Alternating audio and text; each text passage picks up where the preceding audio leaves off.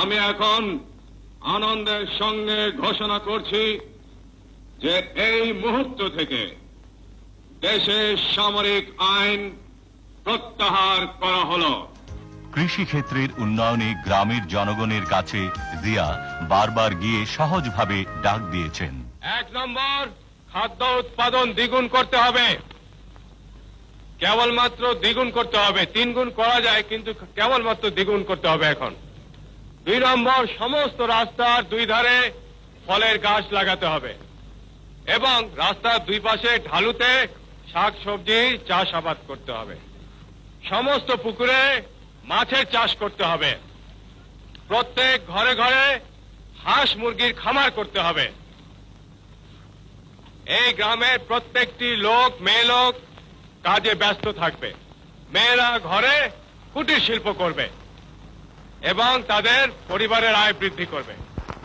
উৎপাদনের রাজনীতির প্রবর্তক জিয়া বলতেন, কৃষি আমাদের প্রধান সম্পদ। কৃষি ক্ষেত্রে আমাদের ব্যাপকভাবে নামতে হবে, অসম্ভবকে করতে হবে সম্ভব। তাই শুরু হলো সবুজ বিপ্লব। পল্লী উন্নয়ন পরিষদ হলো গঠিত।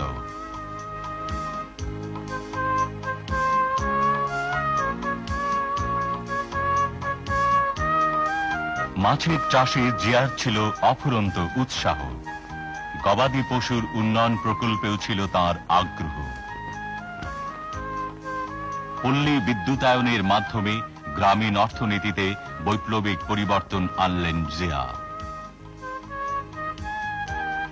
জনগণের কাছে প্রশাসনকে জবাবদিহিমূলক করার জন্য ঘোষণা করলেন প্রশাসনিক রূপরেখা।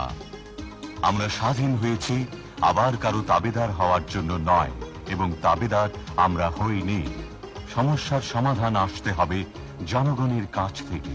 বাংলাদেশে জাতীয়তাবাদী হবে রাজনীতির মূল ভিত্তি। জনগণের ভাগ্য পরিবর্তনই হবে রাজনীতির মূল লক্ষ্য। শোষিত বঞ্চিত মানুষের অর্থনৈতিক মুক্তির সনদ সমবায়কে উৎসাহ দিতেন জিয়া। জনগণের সুবিধার্থে বুড়িগঙ্গা সেতুর ভিত্তিপ্রস্তর স্থাপন করেন তিনি। যোগাযোগ ব্যবস্থাকেও দিতেন প্রচুর গুরুত্ব।